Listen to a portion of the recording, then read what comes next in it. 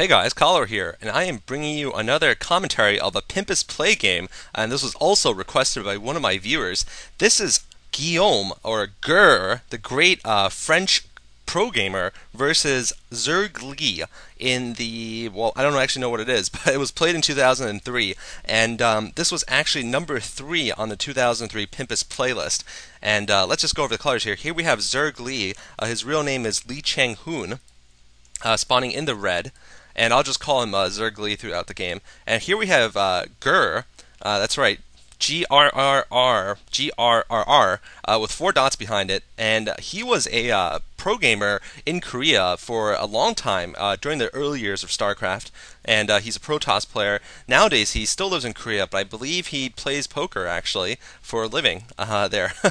Because I guess he's no longer a pro StarCraft player. But this is back when he still was a pro gamer, and this game was supposedly very, very epic, and I'm excited about casting it. And let me move it to fastest, of course. I was wondering why everyone was so slow. Basically, right now, we won't see. I really don't think. Like, honestly, my opinion about foreign StarCraft and Korean StarCraft is that I think the gap between them has gotten even wider over time. And right now, I think it's going to be very hard for foreigners to get into Korean StarCraft. I know Idra is there and he's practicing on Estro, but he's, I believe the only one right now. Who's a foreigner on a Korean team, and it's just so hard because even the amateurs in Korea who aspire to go on the B teams of these pro games really they practice, probably as much as the top foreigners do. And then to get into a B team, of course, they practice more than any top foreigner does because that's their living. They don't have to go to school, they don't have to work, they can just play StarCraft all day. So that's only a little rant about Korean versus foreign StarCraft. Meanwhile, this map is Bladestorm, an old school map I've never played on. And we're seeing here, it seems that a 12 hatchery inside of the base for ZergLee here. And meanwhile, a fast tech build from Grrrr. So interesting builds from both players. We usually don't see this 12 hatchery inside one's own base anymore in modern StarCraft, but it's basically because Protoss players used to go for 2 Gateway Zealots as almost a standard opening. No one had done the Bisu build back then for a lot of reasons. First, just take a look at the anatomy of this map. The natural expansion, you can't see it here, but it only has 5 or 6 mineral patches, and it's very, very difficult to defend. It has a very wide open choke here, and, well, basically no choke at all. So it's very difficult to defend, and it's just less worthwhile to take the risk of getting your expansion early. And meanwhile, ZergLee is getting a good look inside of Grrr's base. I don't know much about how Grrrr plays, to be honest. This is the first game I ever casted of him, but I assume he was a very top Protoss player, so it would be interesting to see how this foreigner does against a Korean programmer. And the Korean programmer was on Boxer's team, I believe, at the time. I'm getting all this information from the SC Legacy website, of course. You guys should check it out. It's got some nice information on it. And, of course, check out my host website, sc2gg.com. A lot of new stuff going there. Third hatchery at the expansion now for ZergLee. And by the way, if you're there, check out the T-shirt contest done by SC2GG Rise, another great commentator and a fellow New Yorker, as I am. He's doing this T-shirt contest where basically he's going to try to make a T-shirt with Firebat Hero's face on it and some random quote from Firebat Hero, and it's all based on viewer submitted entries, and there's some really hilarious stuff there of Firebat Hero humiliating Savior, photos of that, and quotes about who's your Savior now, huh? Or I modeled a Overlord.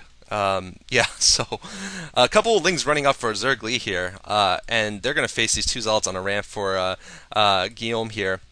Not going to get anywhere, and actually it looks like he's going to go for a fast Citadel here and a Forge, so I'm going to get that upgrade and might be going for some DTs here. Really interesting opening here. Meanwhile, Hydralistan up for ZergLee, so perhaps he's expecting one base Corsairs, but he's actually not going to go that way. He's going to go for probably the High Templars, or I'm sorry, the Dark Templars, or maybe High Templars actually. I really don't know much about the builds back then, but off of 1 hatchery, actually, not sure. He's actually getting his Zealot legs right now first, before getting his Templar archives down. So maybe just thinking about going for a speed lot rush. That could be interesting to watch. And speed lots are quite good against just small numbers of Hydralisks. Creep Colony going down here for ZergLee.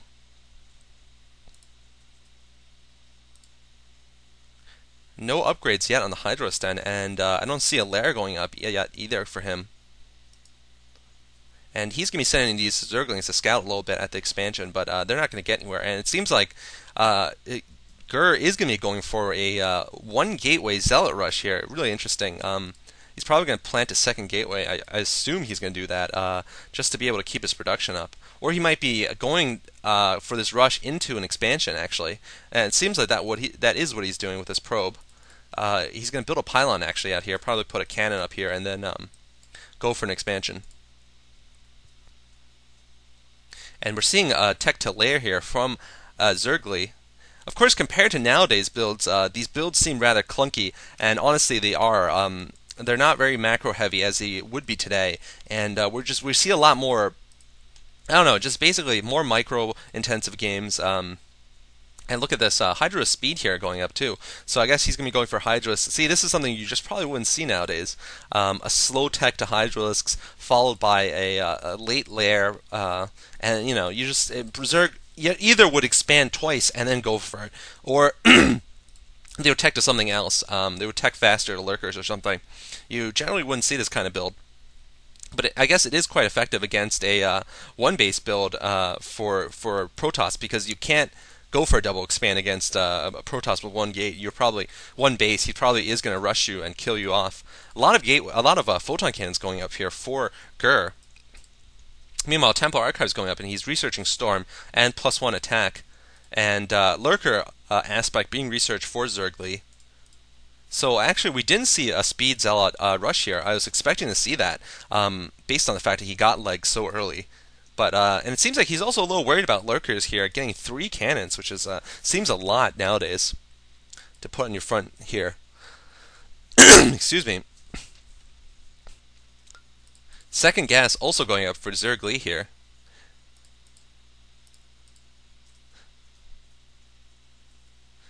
And now he's pushing forward with a good group of speed upgraded Hydralisks and Zerglings here. But once the Psionic Storm researches, I think Grrrr will be pretty easily able to take care of this, but I'm not sure exactly. He only has those couple of Zealots, although they are speed upgraded, and there's not enough Hydralisks here actually, probably to get a real bust. And ZergLee, unfortunately, is allowing Grrrr to get a great look inside of his base constantly. These probes just will not die, and look at this. He's even managed to run past these 2 Sunkens. Finally, this probe dies. He's going to see a lot of Zerglings up, though. And Giyom finally getting his second gateway. Wow. I can't believe he was doing all that building off of one gateway. That's something you probably would not see nowadays either. And +1 attack is done. +1 armor now upgrading. And here come the lurkers. And now a second expansion being set up at the left side base here. And by the way, Bladestorm, you have your natural here, and you have a small inside mineral-only natural that's protected in the corner of your base, but it seems that neither player is opting to take it because once again, it's not very valuable. And as you can see, there's only 6 patches at the natural expansion, 8 patches in the main though, so that's standard at least. And now the break coming in here from ZergLee. ZergLee going for an attack here. He's brought his lurkers on the south here, using his other forces to distract for him. Now the lurkers are burrowing here, and I don't see any detection up for Grrrr yet. Grrrr is going to be in big trouble, but Grrrr, wow, forced to storm that one. There's still 2 lurkers alive here, 1 lurker burrowed, and this lurker is actually going to get killed. ZergLee not doing a great job of microing his lurkers, actually. Not getting them up the ramp, and this one on the ramp here, but well, actually, he could move in theoretically right now. Although these Templar are getting just about enough energy to kill that lurker off, even if it does plant in the middle of his base. We're seeing a fourth gateway going up here. So it seems that Grrrr is not going for. Actually, no, he does have a robotics facility, so he will get some observers. I think. Here's the observatory. And what are we missing here?